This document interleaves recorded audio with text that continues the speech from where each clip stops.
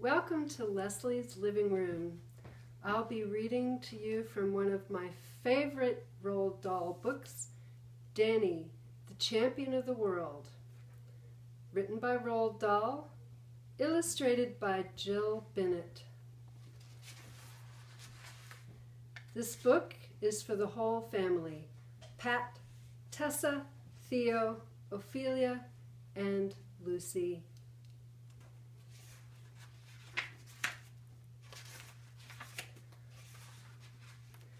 Chapter 1, The Filling Station. When I was 4 months old, my mother died suddenly and my father was left to look after me all by himself. This is how I looked at the time. I had no brothers or sisters.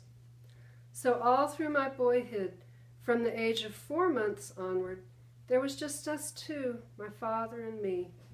We lived in an old gypsy caravan behind a filling station. My father owned the filling station and the caravan and a small meadow behind, but that was about all he owned in the world. It was a very small filling station on a small country road surrounded by fields and woody hills. When I was still a baby, my father washed me and fed me and changed my diapers and did all the millions of other things a mother normally does for her child. That is not an easy task for a man, especially when he has to earn his living at the same time by repairing automobile engines and serving customers with gasoline. But my father didn't seem to mind. I think that all the love he'd felt for my mother when she was alive, he now lavished upon me. During my early years, I never had a moment's unhappiness or illness, and here I am on my 5th birthday.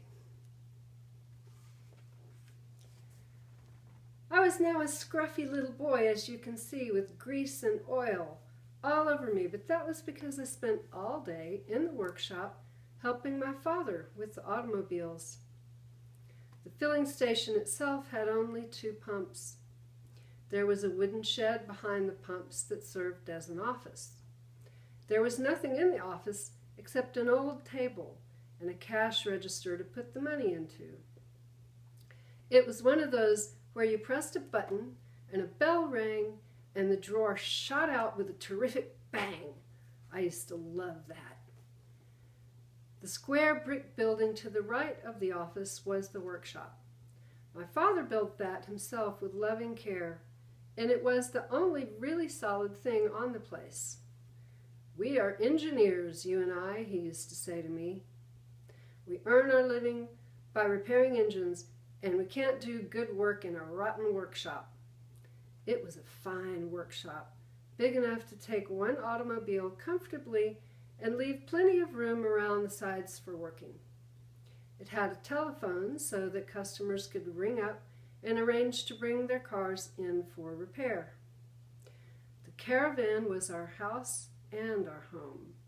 It was a real old gypsy wagon with big wheels and fine patterns painted all over it in yellow and red and blue. My father said it was at least 150 years old. Many gypsy children, he said, had been born in it and had grown up within its wooden walls. With a horse to pull it, the old caravan must have wandered for thousands of miles along the roads and lanes of England, but now its wanderings were over, and because the wooden spokes in the wheels were beginning to rot, my father had propped it up underneath with bricks. There was only 1 room in the caravan, and it wasn't much bigger than a fair-sized modern bathroom. It was a narrow room, the shape of the caravan itself, and against the back wall were 2 bunk beds, one above the other. The top one was my father's, the bottom one was mine. Although we had electric lights in the workshop, we were not allowed to have them in the caravan. The electricity people said it was unsafe to put wires into something as old and rickety as that. So we got our heat and light in much the same way as the gypsies had done years ago. There was a wood-burning stove with a chimney that went up through the roof, and this kept us warm in winter. There was a kerosene burner on which to boil a kettle or cook a stew, and there was a kerosene lamp hanging from the ceiling.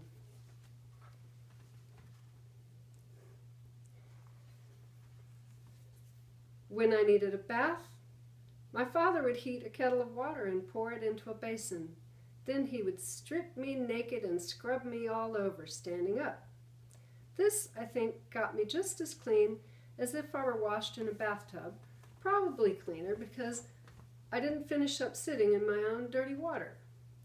For furniture, we had 2 chairs and a small table, and those, apart from a tiny chest of drawers, were all the home comforts we possessed.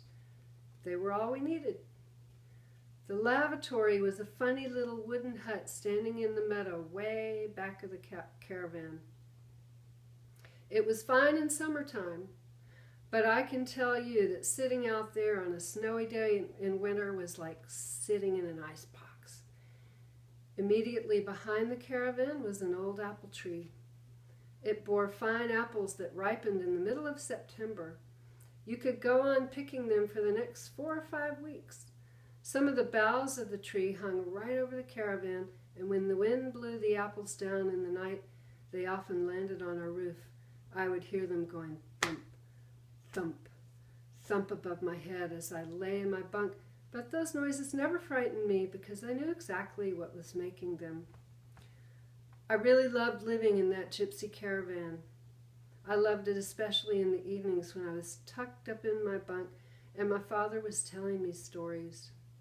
The kerosene lamp was turned low, and I could see lumps of wood glowing red hot in the old stove, and wonderful it was to be lying there snug and warm in my bunk in that little room.